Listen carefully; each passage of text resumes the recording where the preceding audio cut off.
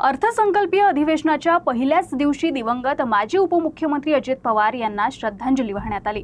मुख्यमंत्री देवेंद्र फडणवीस यांनी शोकप्रस्ताव मांडत त्यांच्या आठवणींना उजाळा दिला आणि त्यांच्या व्यक्तिमत्वाला आणि कार्यशैलीला भावनिक आदरांजली वाहिली। आज दादा आपल्यात नाही याची खंत आहे। यावर्षी दादांनी 12वा अर्थसंकल्प मांडला असता पुढल्या वर्षी 13वा अर्थसंकल्प मांडून बॅरिस्टर शेषराव वानखेडे यांच्या विक्रमाशी बरोबरी केली असती।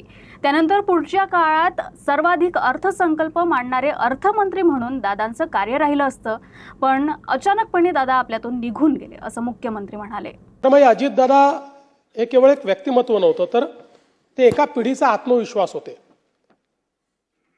शेतकऱ्यांचा एक कळवळा असलेले, शेतीबद्दल इत्थंभूत माहिती असलेले, शेती, ॲनिमल हजबंड्री या सगळ्या विषयांची पूर्ण जाण असलेले आणि एक प्रकारे मातीतनं तयार झालेलं नेतृत्व असं अजितदादांचं नेतृत्व होतं। त्यांच्या वक्तशीरपणाबद्दल देखील अनेक या ठिकाणी आपल्याला गोष्टी सांगता येतील। पण हे सगळं होत असताना वरकरणी दादा अतिशय कडक अशा प्रकारचे वाटायचे।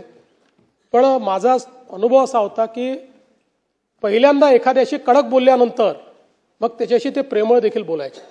खरं तर दादा 6 वेळा उपमुख्यमंत्री झाले, सर्वाधिक वेळा उपमुख्यमंत्री होण्याचा मान त्यांना मिळाला।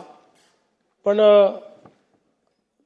अनेक वेळा ते असं म्हणायचे की मी कधीतरी मुख्यमंत्री होईल, पण मी उपमुख्यमंत्री मात्र नेहमी राहील, अशा पद्धतीनं अनेक वेळा गमतीने ते म्हणायचे।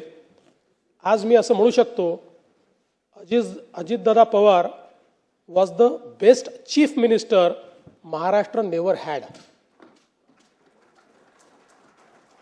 एक जो चांगला मुख्यमंत्री महाराष्ट्राला मिळू शकला असता